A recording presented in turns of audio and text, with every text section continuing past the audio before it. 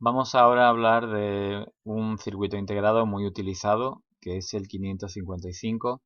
Tiene aplicaciones tanto para realizar la generación de una onda de señal cuadrada como para realizar funciones de temporización. Cuando realiza funciones de señal cuadrada sería en su modo estable y en temporización en su modo monoestable. Vemos que es un integrado de 8 patillas y la estructura interna es esta que vemos aquí. Vamos a disponer en su interior de 3 resistencias idénticas de un valor de 5K, dos operacionales en modo comparador, un flip-flop de tipo RS, un inversor, un transistor interior que permitirá la carga y descarga de los condensadores que van a realizar el funcionamiento del circuito. Y vamos a pasar directamente a cuál sería el esquema del, del dispositivo en su funcionamiento estable. Vemos que la estructura va a corresponder a un circuito en el que vamos a tener el 555, dos resistencias R1 y R2 y un condensador externo, así como un condensador de un valor 10K fijo, colocado entre la patilla 5 y masa, tal como podemos ver aquí. Si trasladamos el esquema a este otro en el que vamos a ponerlo con mayor amplitud, vemos que esto serían las resistencias exteriores R1, R2 y el condensador exterior C. Y vamos a analizar el funcionamiento a partir de el esquema de bloques internos del circuito. Nuestro objetivo es que este condensador vaya realizando sucesivos procesos de carga y descarga, de tal manera que esa carga y descarga del condensador haga que a la salida del circuito, en la patilla 3, podamos obtener una señal de tipo cuadrado.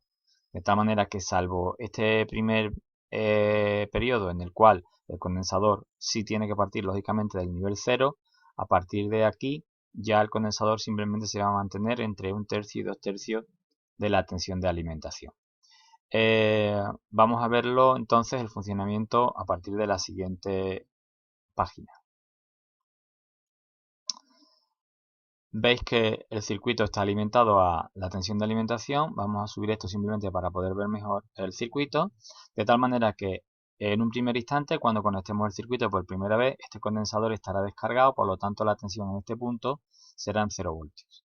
0 voltios que se llevarán por un lado a la patilla 6, es decir, al terminal positivo de este comparador, y por otro lado, a través de la patilla 2, al terminal negativo de este otro comparador.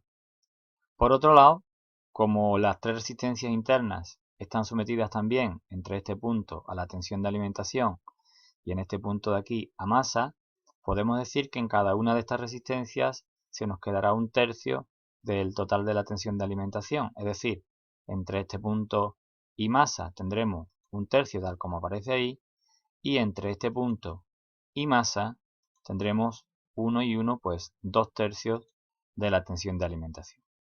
En esas circunstancias, como hemos dicho, el condensador está inicialmente descargado, 0 voltios aquí, 2/3 de la tensión de alimentación, la que prevalece es esta, por lo tanto a la salida de este comparador tendremos un nivel bajo, nivel 0, 0 voltios, y en este otro, 1/3 aquí y 0 aquí, prevalece la entrada positiva, la entrada no inversora, por lo tanto tendríamos más VCC aquí, es decir, un nivel alto.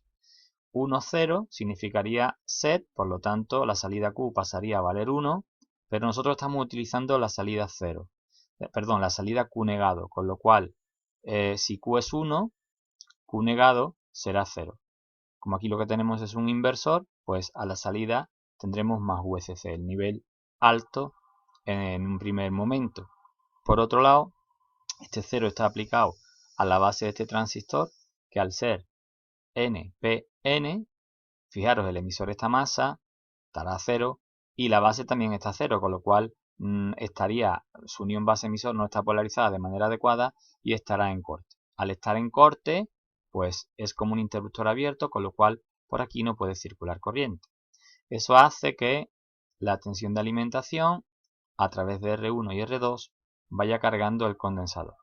La tensión en el condensador irá subiendo, De tal manera que cuando en un primer momento alcancemos el valor de 1/3 y ligeramente superior, pues aparecerá aquí un nivel de 1/3 ligeramente superior a este, muy poco, lo suficiente como para que esta tensión sea mayor que esta que es fija, y a la salida, al ser un comparador, al ser esta ligeramente superior que esta, pues pasaría a valer 0.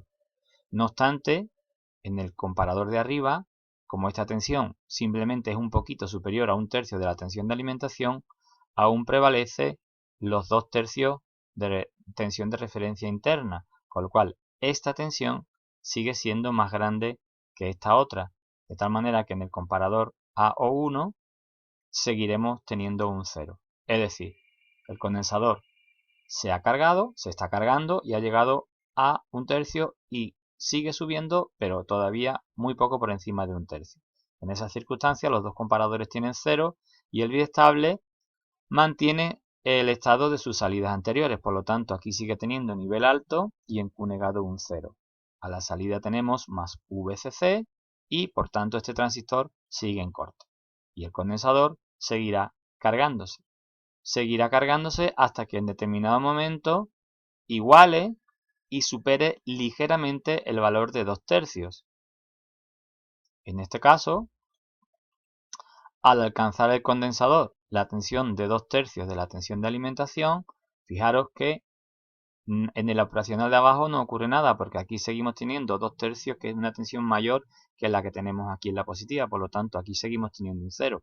Pero al llegar a 2/3 y superarlo ligerísimamente, va a prevalecer esta patilla, la positiva, de manera que el comparador va a tener un nivel alto a la salida, nivel alto 1 y 0, por lo tanto el flip-flop actuaríamos sobre la patilla reset y la salida Q pasaría a valer 0. Al pasar Q a 0, la Q negado lógicamente pasará a nivel alto, 1, de tal manera que la salida, que antes valía más VCC, es decir, la tensión de alimentación, ahora pasa a valer 0 voltios.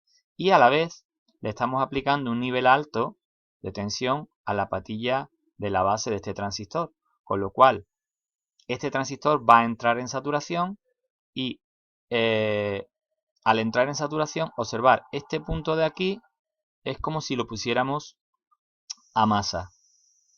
Al ponerlo a masa, ya aquí la tensión va a ser 0, por lo tanto este condensador no puede seguir cargándose. Pero no solamente no va a poder seguir cargándose, sino que al estar este terminal a través del transistor a masa, este condensador lo que va a hacer es descargarse a través de la resistencia R2. Es decir, la tensión en este punto y en estas dos patillas va a empezar a descender y se hará menor que 2/3 de la tensión de alimentación. Al hacerse la tensión, como vemos aquí, la tensión en el condensador empieza a caer a menos de 2/3 de la tensión de alimentación y eso va a hacer que de nuevo tengamos más tensión en la patilla negativa que en la positiva del comparador, con lo cual este comparador pasa a 0. No ocurre nada, puesto que al ser 0, 0 mantiene el estado que tenía antes, es decir, Q sigue siendo 0 y Q negado 1, es decir, el transistor sigue saturado y la salida del 555 sigue a nivel bajo, a nivel 0 voltios. Lógicamente este condensador seguirá descargándose a través de R2 y de T1, y de T, perdón, hasta que vuelva a caer la tensión hasta un valor 1/3 de VCC. En ese momento, al ser ligerísimamente esta tensión menor que la de referencia interna de 1/3, en el comparador AO2 tenemos más tensión en la no inversora que en la inversora. De nuevo tenemos aquí un nivel alto. Al tener un nivel alto, set Q pasa a 1 y Q negado pasa a 0.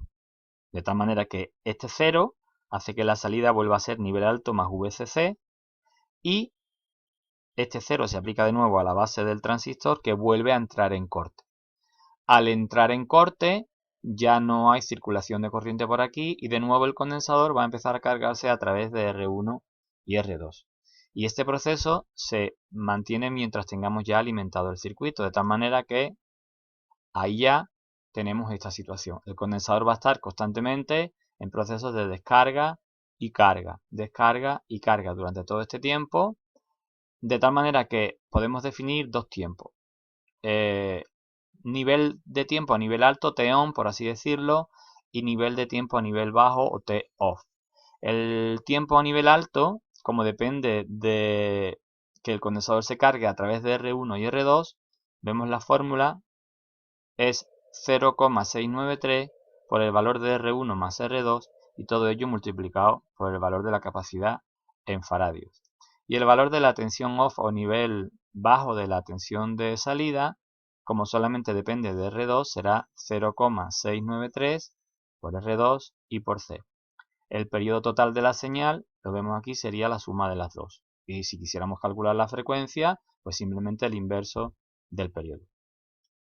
Por último, claro, a partir de estas fórmulas podemos ver que este sumando siempre va a ser mayor que el valor de R2.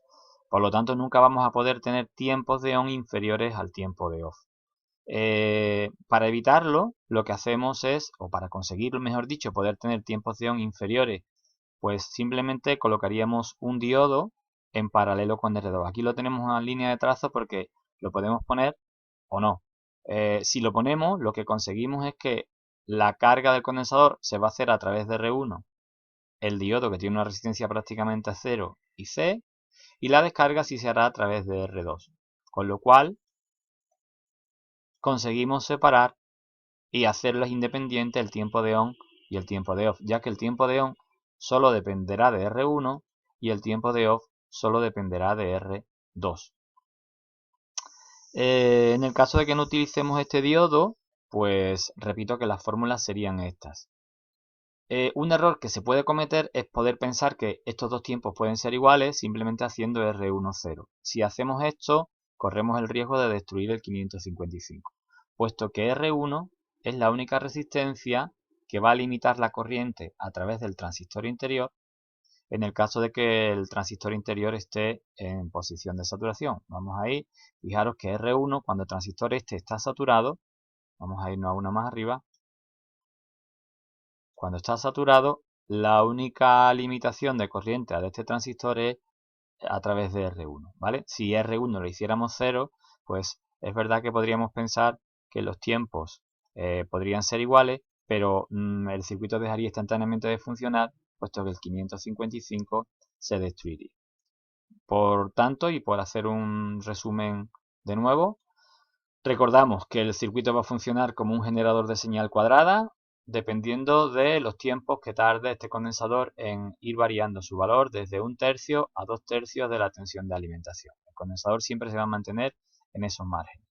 Y si queremos hacer independientes los tiempos de carga y descarga, es decir, de nivel alto y nivel bajo, pues tendríamos que utilizar este diodo y entonces tendríamos que utilizar estas fórmulas de aquí.